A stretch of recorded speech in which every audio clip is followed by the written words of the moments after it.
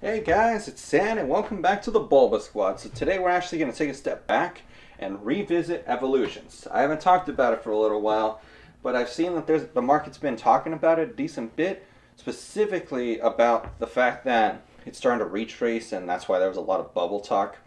But I wanted to really take a good look at it.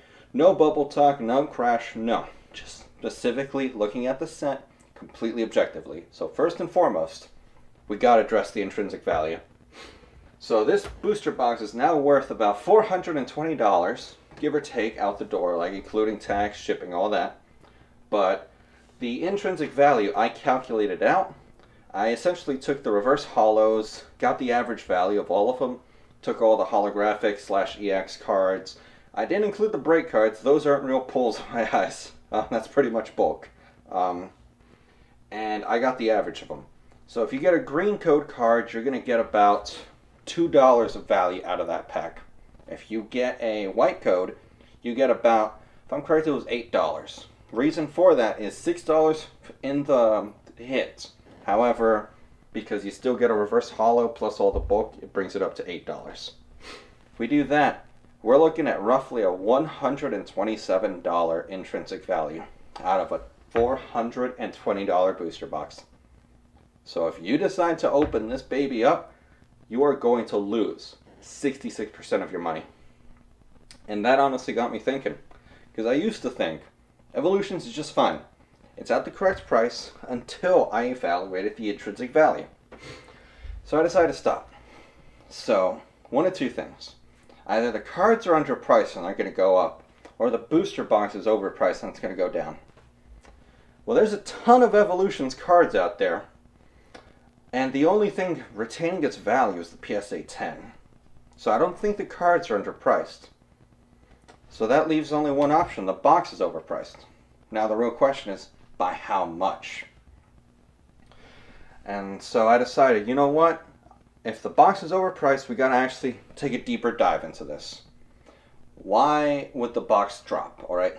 So I decided to really look at it. First and foremost, this set, if Pokemon is completely done with Evolutions, no more packs other than whatever exists, and definitely no more booster boxes, I think the price will hold. Evolutions is a unique set in the regards that it is nostalgia at its finest. If you want to open a base set, that's your ticket to it. Cheapest option, you can open it and have fun. Cheapest, even though it's $420. But if they choose to reprint even the packs, just keep loose packs out there, it's going to drop the price because the singles are going to keep plummeting. If they reprint booster boxes, it is going to absolutely destroy the boxes. And for those of you that don't know, this is very quiet information.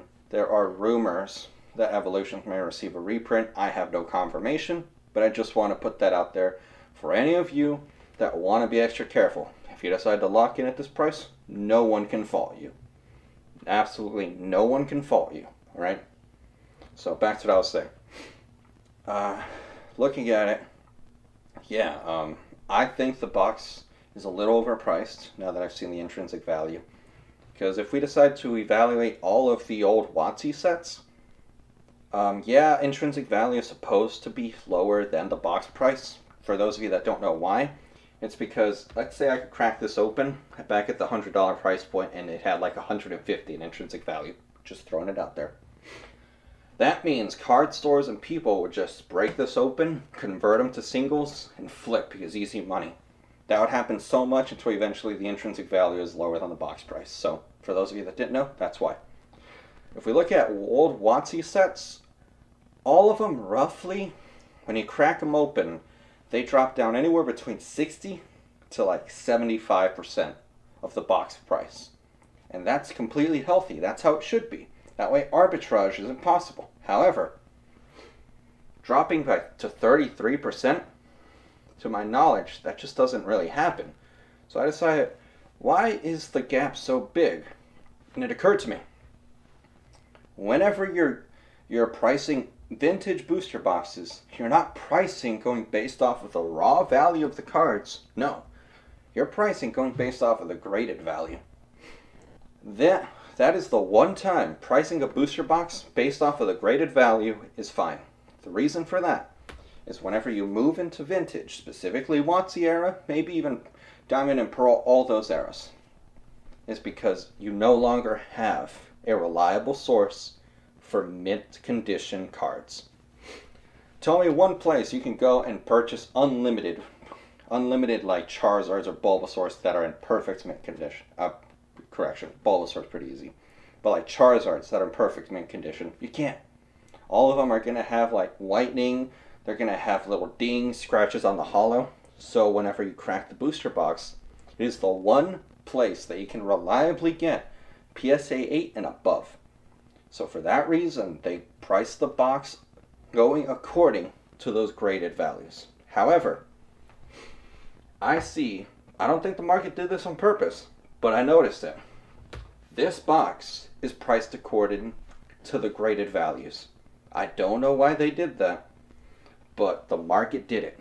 All right. Like I said, I don't believe they did it on purpose.